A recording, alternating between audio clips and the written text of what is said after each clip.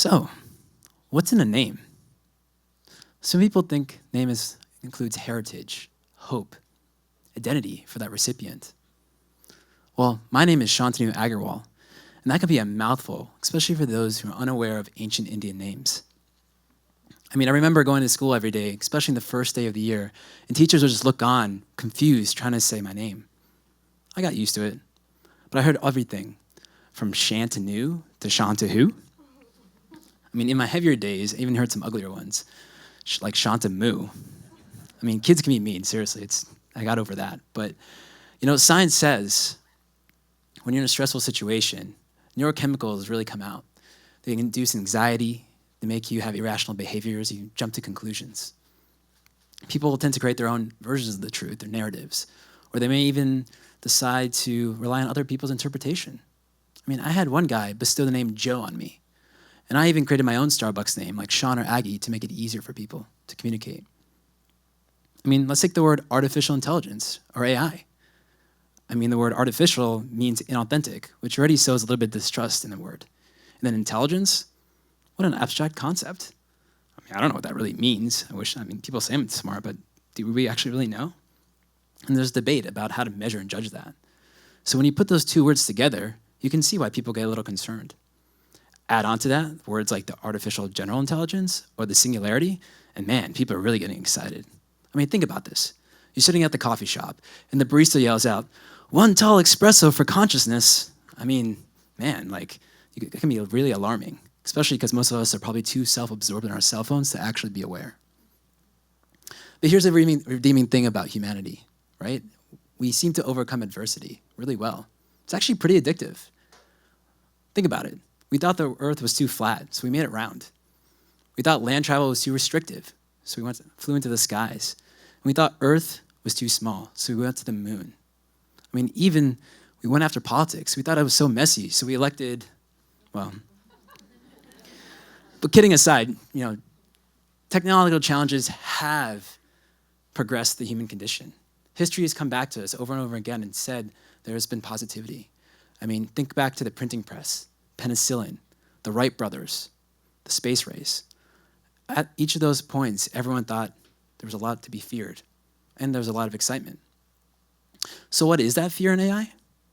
People talk about mass unemployment, existential survival, the idea that inequality will increase for those who don't have it.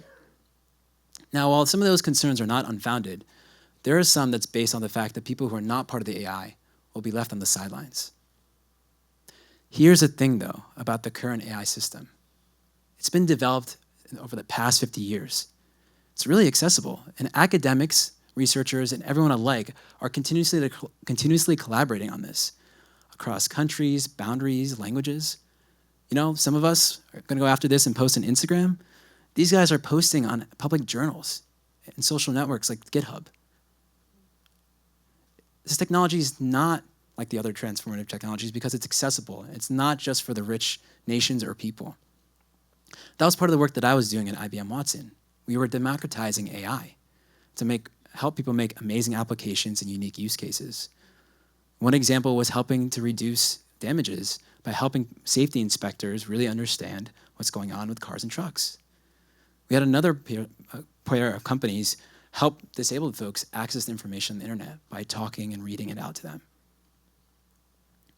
So what's changing? The paradigm shifting from few creators to many adopters, to many creators and many adopters. It's a big shift. What does that mean? It means all of us are responsible for that and being part of that. And luckily, we're still very early on in AI development. And so how do you measure that development? It's like a hero's journey, a typical 3-act structure.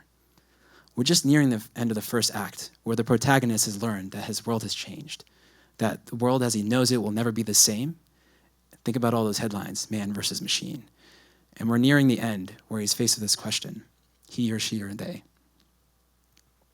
Will humanity survive? As we start to enter the second act, there will be new skills, new challenges that we'll have to overcome, and together we can do that. For my part, I'm really excited to change how AI is interacting with humanity. My team is helping to rethink the human versus machine to humans with machines. by embodying the technology in a relatable form and teaching it empathy. We've created a digital brain that's based off of humans and has those neurochemicals that makes us more human. Our digital humans are making people feel more human because they're not a technology that's forcing you to bark orders out loud or type in phrases to the black hole of the internet.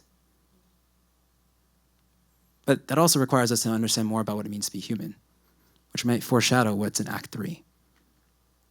So what should we name this epic journey?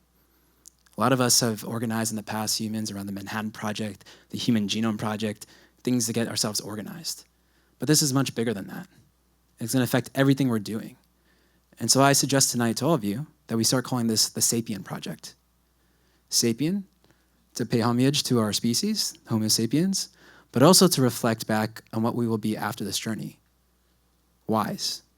Wise about what it means to be human. Wise about how to make us all better.